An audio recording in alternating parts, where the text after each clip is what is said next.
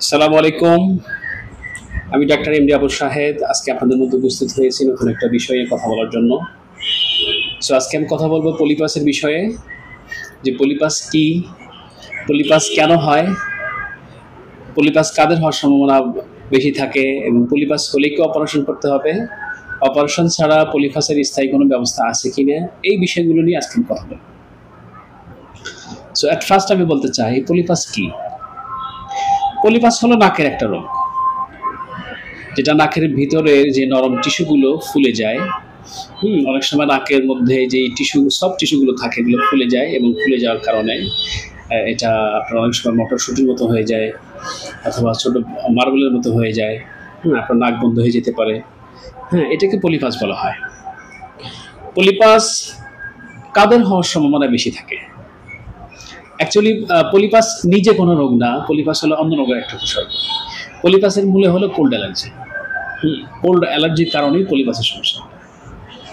দেখবেন যারা পলিপাসে আক্রান্ত হয়েছেন তাদের ঠান্ডার সমস্যা লেগে আছে, এবং সারা বছরই ঠান্ডার সমস্যা থাকে। নাক দিয়ে পানি পড়তেছে, হাঁচি হচ্ছে, চোখ দিয়ে পানি পড়তেছে, মাথা ব্যথা থাকে, অনেক সময় সাইনাসের সমস্যা হতে পারে। তবে খুবই কদাচিৎ দেখা যায় যাদের পলিপাসের প্রবলেম, কিন্তু তাদের ঠান্ডার কোনো কোল্ড কোল্ড অ্যালার্জির কোনো প্রবলেম নাই। যেমন তাদের ঠান্ডার সমস্যা হচ্ছে না, যেমন ঠান্ডা শুধু লাগতেছে না, কিন্তু তাদের নাক বন্ধ হয়ে যায়।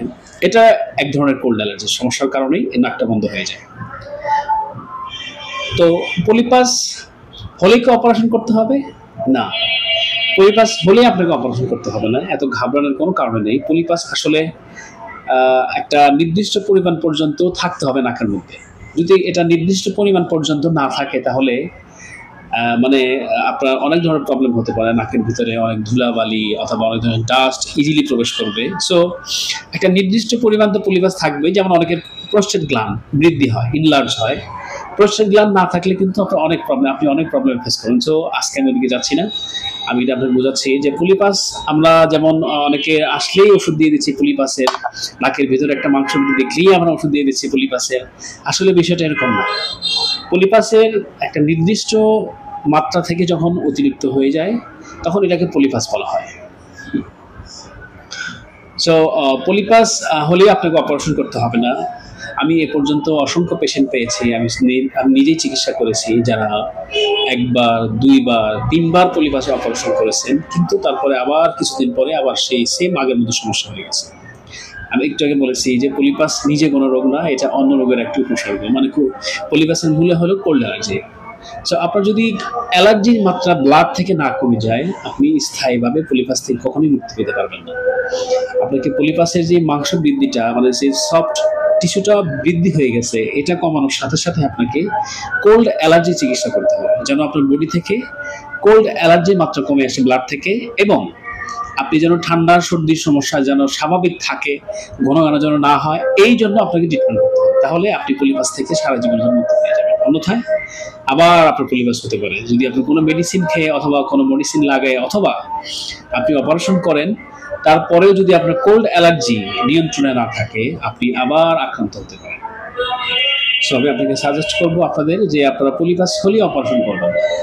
আমি আপনাদের সাজেস্ট করবো আপনারা ভালো কোনো হোমিওপ্যাথিক ডাক্তারের শরণাপন্ন হবেন। তো ওনার ট্রিটমেন্ট উনি যেভাবে সাজেস্ট করেন সেভাবে চিকিৎসা করলে আপনি স্থায়ীভাবে পলিপাস থেকে সারা জীবনের জন্য মুক্ত হয়ে যাবেন ইনশাআল্লাহ। এখন আমি কথা বলবো আমাদের হোমিওপ্যাথিক কিছু কার্যকরী মেডিসিন সম্পর্কে, যেগুলা খুবই কার্যকরী মেডিসিন পলিপাসের জন্য এবং কোল্ড অ্যালার্জির জন্য, যাদের ব্লাডে কোল্ড অ্যালার্জি থাকে এদের জন্য ইনশাআল্লাহ।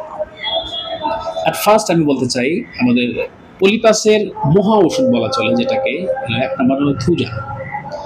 থুজা এটা এমন একটা মেডিসিন, এটা শুধুমাত্র পলিপাস না, আপনার দেহের যে কোনো জায়গাতেই যদি মাংস বৃদ্ধি হয় এবং সে যদি সফট হয়, যেমন সফট নরম মাংস বৃদ্ধি, সেটা হতে পারে টিউমার হতে পারে, সেটা হতে পারে আঁচিল হতে পারে, সেটা আপনার পায়খানা রাস্তায় গেজ হতে পারে, যদি এগুলো নরম হয় আপনি, অথবা আরো অন্য যদি কোনো মাংস বৃদ্ধি হয়, আপনি থুজা ওষুধটা ব্যবহার করতে পারেন। সব ধরনের মাংস বৃদ্ধি ইনশাআল্লাহ কমে যাবে।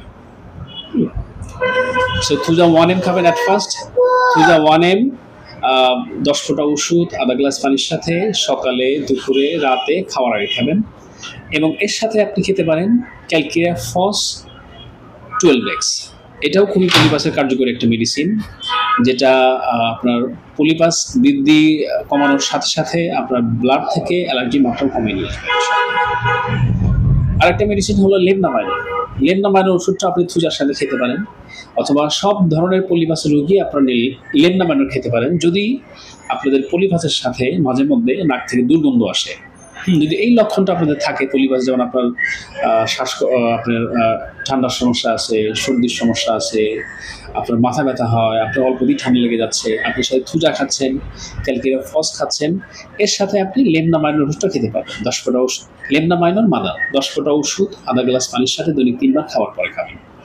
তাহলে আপনি অল্প সময়ের মধ্যে আপনার ব্লাড থেকে কোল্ড অ্যালার্জি মাত্রা কমে যাবে, এবং আপনার যে নাকের ভিতরে যে সফট টিস্যুগুলো ফুলে গেছে, মানে পলিপাস হয়ে গেছে, এটাও কমে যাবে ইনশাল্লাহ। আশা করি 15 থেকে 20 দিনের মধ্যেই আপনি অনেক ইমপ্রুভ দেখতে পাবেন ইনশাল্লাহ। আরেকটা মেডিসিন হলো যাদের রক্তস্রাবীয় পলিপাস, যেমন রক্তস্রাব হয় পলিপাস থেকে, অল্পতেই নাক দিয়ে রক্ত আসতেছে, পলিপাস থেকে রক্ত হচ্ছে, হ্যাঁ, আপনি সেক্ষেত্রে একটা মেডিসিন খাবেন, সেটা হলো ফসফরাস 200। যদি আপনার অনেক বেশি পুরাতন সমস্যা হয়ে থাকে তাহলে আপনি ফসফরাস অনেম খাবেন। 10 ফোঁটা ওষুধ আধা গ্লাস পানির সাথে দৈনিক 3 বার খাবার আগে খাবেন। আরেকটা মেডিসিন হলো টিউবারকুলিনা। আপনি যেমন থুজা খেয়েছেন, আপনি থুজার পেশেন্ট, অথবা আপনি যে মেডিসিনগুলো আমি বলেছি এগুলো খেয়েছেন, কিন্তু আপনার পার্মানেন্টলি সমাধান হচ্ছে না, অথবা আপনি তেমন ইমপ্রুভ পাচ্ছেন না, আপনি সেক্ষেত্রে টিউবারকুলিনাম 10 mg, এটা আপনি 10 ফোঁটা ওষুধ আধা গ্লাস পানির সাথে 3 দিন রাতে খাবেন খাবার আগে। তাহলে আপনার ইমিউনিটি পাওয়ার, মানে রোগ প্রতিরোধ ক্ষমতা বৃদ্ধি পাবে, এবং আপনার ভিতরে ভাইটাল ফোর্স, জীবনী শক্তি, এটা সতেজ হবে, এবং আপনি যে মেডিসিনগুলো খেয়েছেন এই মেডিসিনগুলোর কার্যকারিতা অনেক বেড়ে যাবে। আরেকটা মেডিসিন হলো টিউক্রিয়াম।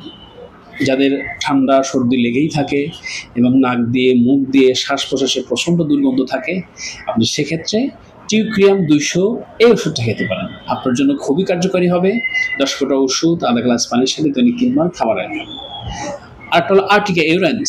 আর্টিকা ইউরেন্স মাদার, এটা হলো আপনার কোল্ড অ্যালার্জি ভালো ওষুধ। আপনি শুধু কোল্ড অ্যালার্জি না, সব ধরনের অ্যালার্জি, স্কিন ডিজিজের জন্য ভালো ওষুধ, এবং আপনি এই ওষুধটা আর্টিকা ইউরেন্স মাদার, এই ওষুধটা এবং লেবনামাইন, এই দুটো ওষুধ আপনি একসাথে খেতে পারেন যে কোনো পলিপাসের সাথে। যেমন আপনি থুজা খাচ্ছেন, আপনি টিউক্রিয়াম খাচ্ছেন, আপনি লেবনামাইন খাচ্ছেন, আপনি ফসফরাস খাচ্ছেন, অথবা আপনি পলিপাসের জন্য যে কোনো ওষুধই খান না কেন, আপনি ওই ওষুধগুলোর সাথে লেবনামাইন এবং আর্টিকা ইউরেন্স, এই দুইটা মেডিসিন 10 ফোঁটা করে, 10-20 ফোঁটা করে ওষুধ আধা গ্লাস পানিতে নিয়ে দৈনিক 3 বার খাবার পরে খেতে পারেন। আরেকটা মেডিসিন হলো ক্যালকেরিয়া ফস। এটা আমি আগেও বলেছি, এটা খুবই কার্যকরী একটা মেডিসিন পলিপাসের জন্য। আপনি সব ধরনের পলিপাসের জন্য আপনি ক্যালকেরিয়া ফস ওষুধটা ইউজ করতে পারেন। আরেকটা মেডিসিন হলো স্যাঙ্গুনিরা নাইট। এটা হলো লেফট সাইডেড, যাদের লেফট সাইডে মানে বাম সাইডে যাদের পলিপাসের প্রবলেম হয়, যেমন আপনার বাম সাইডে আপনার মাংস বৃদ্ধি হয়েছে নাকে, এবং বাম সাইডে আপনার মাথা ব্যথা হচ্ছে, এবং এই নাকটি বন্ধ হয়ে যাচ্ছে, এই নাক দিয়ে বেশি পানি পড়তেছে, আপনি সেক্ষেত্রে স্যাঙ্গুনিরা নাইট এই ওষুধটা 210 ফোঁটা ওষুধ আধা গ্লাস পানির সাথে দৈনিক 3 বার খাবেন। ইনশাআল্লাহ আপনি সারা জীবনের জন্য পলিপাস থেকে মুক্ত হয়ে যাবেন। এটা খুবই ভালো একটা মেডিসিন পলিপাসের জন্য। যাদের বাম সাইডের পলিপাস হয় এবং বাম সাইডে মাথা ব্যথা হয়, বাম সাইডে চোখ দিয়ে পানি পড়ে, অথবা বাম সাইডে নাক দিয়ে পানি পড়ে, আর এর অপোজিট হলো স্যাঙ্গুনিরা ক্যান। যদি আমরা ঠিক এই প্রবলেমগুলো ডান সাইডে হয়, যেমন আপনার ডান নাক দিয়ে পানি পড়তেছে, ডান নাকে পলিপাস বৃদ্ধি হয়েছে, আপনার ডান চোখ দিয়ে পানি পড়তেছে, আপনার ডান দিকে ব্যথা হচ্ছে, আপনি তাহলে স্যাঙ্গুনিরা ক্যান 200 খাবেন। 10 ফোঁটা ওষুধ আধা গ্লাস পানির সাথে দৈনিক 3 বার খাবার আগে। সো বন্ধুরা, আমি এই বিষয়গুলো নিয়ে আপনাদের মধ্যে আলোচনা করলাম। অবশ্যই আপনারা বুঝতে পারছেন। আশা করি আপনারা এগুলা যদি কিনে খান অনেক সফলতা পাবেন, এগুলো থেকে আপনারা রোগ থেকে মুক্ত পাবেন ইনশাল্লাহ। সো এটা আমার নতুন চ্যানেল, আমার চ্যানেলকে অবশ্যই আপনারা সাবস্ক্রাইব করবেন, আমাকে কমেন্ট করবেন, উৎসাহ দিবেন, আমি যেন এইরকম আরও ভালো ভালো ভিডিও নিয়ে আপনাদের মধ্যে আসতে পারি, এবং আপনারা এই থেকে বেনিফিট পেতে পারেন। আজকে এই পর্যন্তই।